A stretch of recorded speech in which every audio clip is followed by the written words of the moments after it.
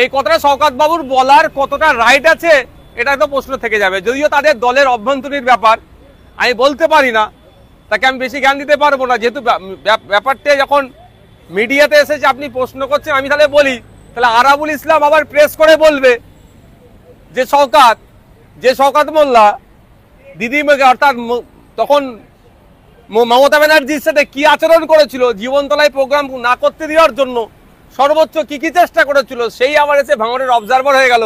আরাবুল এখন কোথায় সাইড লাইনে, এটা প্রশ্ন তুলতেই পারে।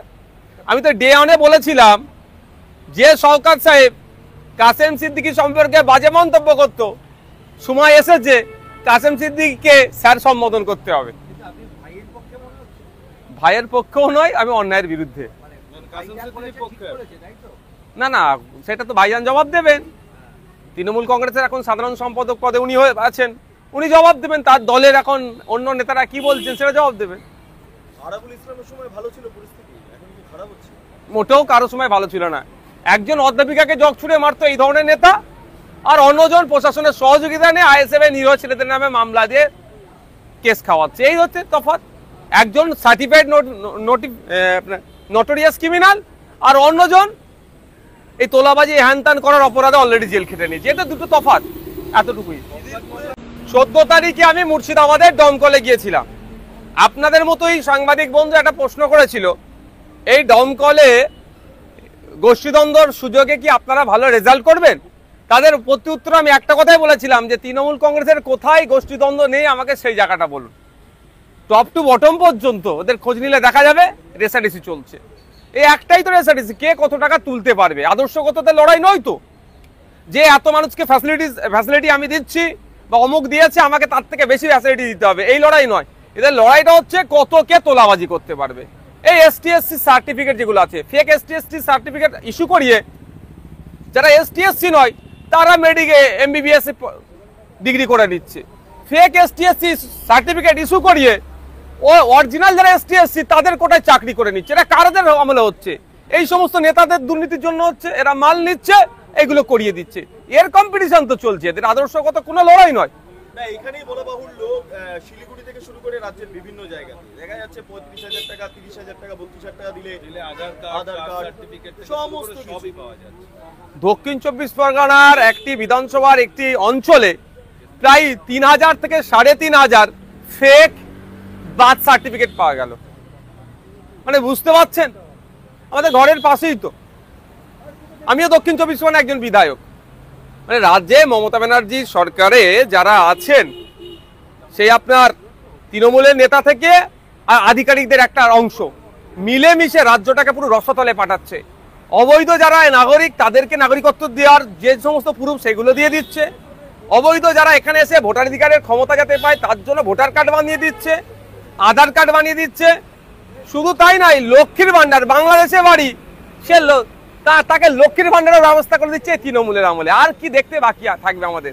বলে ঘোড়ার ডিম হয় না, যদি এদেরকে আরো 5 বছর সময় দেওয়া যায় এরা হয়তো ঘোড়ার ডিম আবিষ্কার করে ফেলবে। একটা বিষয়, খিদিরপুরে যা ঘটেছে আগুন, এটাকে বিরোধীদের তরফে বলা হচ্ছে ম্যান মেড। শুভেন্দু বাবু কি বলছে বলতে পারবো না, ওখানকার লোকাল মানুষের সাথে কথা বলেছি আমি ওভার ফোনে, এটা বুঝতে পেরেছি পুরো একটা পরিকল্পিত ব্যাপার। বলছি আমি পুরো পরিকল্পিত ব্যাপার। লক্ষ্য হচ্ছে ওখানে প্রমোটিং করতে হবে, ওই জায়গা থেকে ওদের ছড়াতে হবে। এখন কি বলছে অনেকে গিয়ে যে ওর পরিবর্তে 1 লাখ টাকা দেবো, পাকা বাড়ি বানিয়ে দেবো। ঠিক কথা, একটা এগ্রিমেন্ট করুক তো, যেটা আছে তার উপরে ছাদ হবে না, ওইটাই থাকবে, ওটা হবে না। যে হঠাৎ গ্রাউন্ড ফ্লোরটা ওদেরকে দিতে পারে, বাকি তো বাকি আছে যেগুলো G+10 করবে কি G+7 করবে কি G+6 করবে, সেটাই লুটার। কদিন আগে 2 বছর আগে হাওড়াতে হয়েছিল, হাওড়া মঙ্গলাহাটে ঠিক একইভাবে পরিকল্পিতভাবে আগুন লাগিয়েছিল।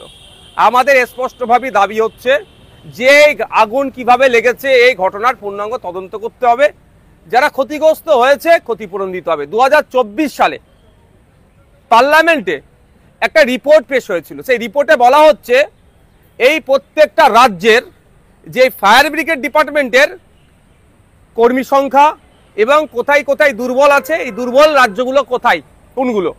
তার মধ্যে আমাদের গর্বের পশ্চিম বাংলা, এগিয়ে থাকা পশ্চিম বাংলার দুর্বলের দিক থেকে 5 নম্বরে আছে। মানে আমাদের প্রায় 14,000-এর ওপরে কর্মী শর্টেজ আছে। উন্নত মানের মেশিনারি নাই, ইকুইপমেন্ট নাই, যেটা দ্রুত কোনো জায়গায় আগুন লেগে গেলে সেটাকে কন্ট্রোল করতে পারবে, বা সেই সিস্টেমটা নাই। এ নিয়ে চর্চা হয় না। চর্চা হয় কোথায়? নওশাদ সিদ্দিকীর নামে 20টা কিভাবে মামলা দেওয়া যাবে, আইএসএফ এর ছেলেরা কোথায় আছে, কে নেতৃত্ব আছে, খুঁজে বার করে তার বাবার নাম, দাদুর নাম, ঠিকুজি গোষ্ঠী বার করে কিভাবে মামলা ঢুকানো যায়, জেলে থাকার পরেও এক্সট্রা মামলায় কিভাবে ট্যাগ করা যায়, এই নিয়ে ব্যতিব্যস্ত আছে। আমাদের রাজ্যে প্রায় আগুন লাগছে, মানুষ ক্ষতিগ্রস্ত হচ্ছে। ওগুলোকে কন্ট্রোল করার জন্য যে ফায়ার সিস্টেমটা আনা দরকার, আপগ্রেডেশন করা দরকার, তাতে কোনো এদের চিন্তা নাই। একটা বিষয় যে মুখ্যমন্ত্রী আগে থেকে গিয়ে ঘোষণা করছে যে আলাদা জায়গা তৈরি হয়ে গেছে, সেখানে স্থানান্তরিত করা হবে, ফলে এটা যদি পরিকল্পনা যদি না হয় তাহলে এত দুটো সাথে আরেকটু যুক্ত করে দিই, এটা আমাদের বিধানসভার অদূরেই ঘটনা। ছুটে পৌঁছে যেতে পারবো আমরা খিদিরপুরে। সেখানে প্রায় ওখানকার দোকানদারদের কথা, আমি তাদের সাথে কথা বলেছি, যে প্রায় 1.5 ঘন্টা বাদে তারা আসছে। ফায়ার ব্রিগেডের দুটো গাড়ি এসেছে, যে দুটো গাড়ি এসেছে সেই দুটো গাড়িতে ট্যাঙ্ক খালি ছিল, পূর্ণ ট্যাঙ্কও ছিল না। এর মানেটা কি? আবার আমাদের সম্মানীয় চিফ মিনিস্টার গিয়ে বলছেন আমি আগে থেকেই আপনাদের জন্য অল্টারনেটিভ জায়গার ব্যবস্থা করে রেখেছি। তাহলে তো একটু তো সন্দেহের দানা বাঁধছে, যেখানে হয়তো জমি আঙরদের নজরে পড়েছে ওই মার্কেটটি, ওখানে স্টার হোটেল বা আমোদ প্রমোদের কিছু ভালো জায়গা বানাতে হবে, ব্যবসার কাজে লাগাতে হবে। সেই জন্য যেভাবে এখন টার্গেট পড়েছে আমাদের প্রেসিডেন্সি জেলটাকে, তাকে সুইচ করিয়ে বা তাকে ওখানে তুলে বারুইপুরে পাঠানোর চেষ্টা করছে, এটা হয়তো হতে পারে। 30 ঘন্টার উপরে কেটে গেল, এখনো স্টিল আগুন জ্বলছে, এখনো ধোঁয়া উঠছে, কুলিং প্রসেস নাকি চলছে। বৃষ্টির মধ্যে এত টাইম লাগে কুলিং প্রসেস? তো আমার হাতে দপ্তর, আমার যদি না ইচ্ছে যাই যথাসময় আগুন নিভাবো না, হবে কি করে? সাধারণ দোকানদারকে কি ঢুকতে দিচ্ছে নাকি? সব আমার হাতে আছে, আমি যেটা চাইবো সেটা হবে। আমি চাইছি না এখনো আরো 5 ঘন্টা 10 ঘন্টা চালাবো, সেই না আগুন নিচ্ছে না। বুলডোজার রাখা আছে, দেখুন বুলডোজার রেখেছে, আপনাকে আমাকে চমকানোর জন্য রাখতে পারে, সে নিয়ে প্রশ্ন আসছে না। হয়তো আগে থেকে ছিল, হতে পারে এটা, সেটা নিয়ে আমি বিতর্কে যাব না। আমার বিতর্ক হচ্ছে যে এতক্ষণ হয়ে যাওয়ার পরেও কেন আগুনকে কন্ট্রোল নিতে পারছে না? তাহলে আমাদের ডিপার্টমেন্ট ব্যর্থ।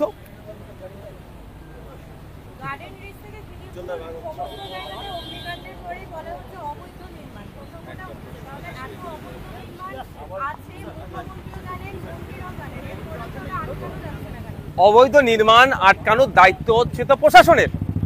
কাউন্সিলরের কাজ কি? তার ওয়ার্ডে যে সমস্ত ফ্যাসিলিটিস বা যেগুলো পরিষেবা দেওয়ার সাথে সাথে অবৈধ যেগুলো হবে সেগুলোকে আটকানোর। কিন্তু কাউন্সিলর সেগুলো বরঞ্চ দেখা যাচ্ছে ম্যাক্সিমাম কাউন্সিলর অর্থের বিনিময়ে অবৈধ নির্মাণ করতে আরো সহযোগিতা করছে। সেটা আমাদের দুর্ভাগ্য। আমাদের জনপ্রতিনিধি কারা হয়েছে? এই বৃষ্টি এসছে।